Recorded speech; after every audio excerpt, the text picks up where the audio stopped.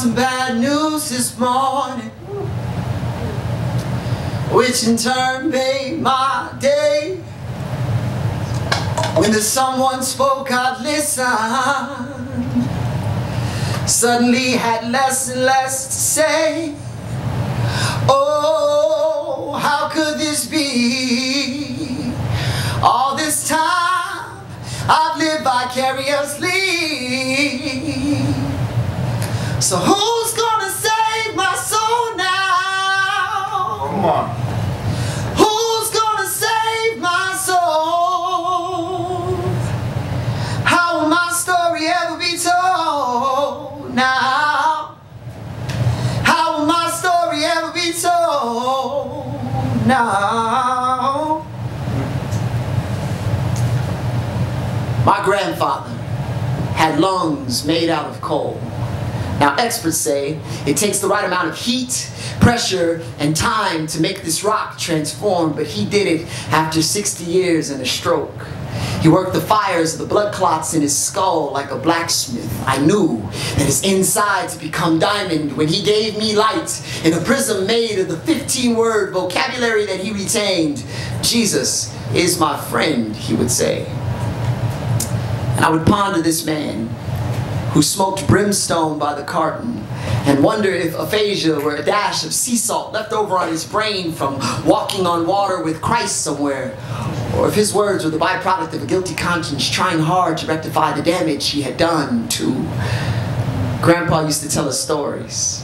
There is still a wolf man howling inside of my head because of it. The silly kid in me always looks twice over his shoulder after getting the mail at night. I am a fingertip away from paranoia, but I still look at the moon and sometimes think, maybe 3.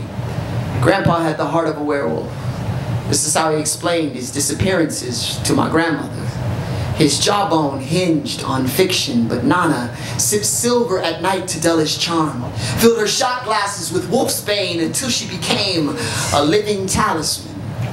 When she died and slipped from his neck, his stories grew fangs. Secret lovers stepped out of the pages and left bite marks in our hearts. For fact, werewolves are vulnerable to silver and blood clots on the brain. After the stroke, his lovers disappeared like fur molting from his body. He woke up a man with 15 words he could say. Hi, I love you, okay? Jesus is my friend. Bye. Every word, a diamond, condensed into clarity from every blackened thought he had as a beast. The last 5 words, he saved them from a mom. She has only told her pillows and they are beyond interrogation, harboring the stains of her refugee tears in silence. 5. When Grandpa died, x-rays showed mining cars gathering in his chest. He coughed up pickaxes, and when the carts disappeared, there was blood on the rails and the diamonds were gone. 6. I have only ever owned 1 diamond, y'all. I remember what it felt like to buy it and give it away. I thought that it was beautiful and strangely heavy. You know, like real commitment should be. I held on to it for a week, then fell to a knee when I couldn't carry it anymore. Somehow, it made my fiance's steps lighter. It was never for me, I guess.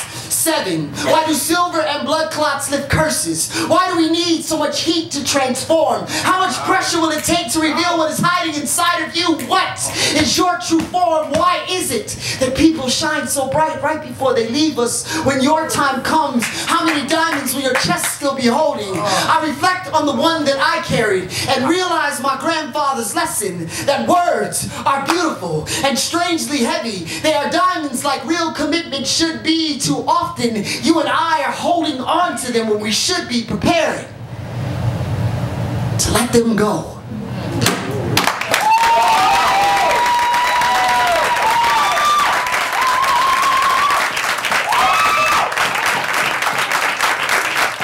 Thank you very, very much, Urbana. For our first time feature ever at a poetry venue like this. It's a damn good way to start it out.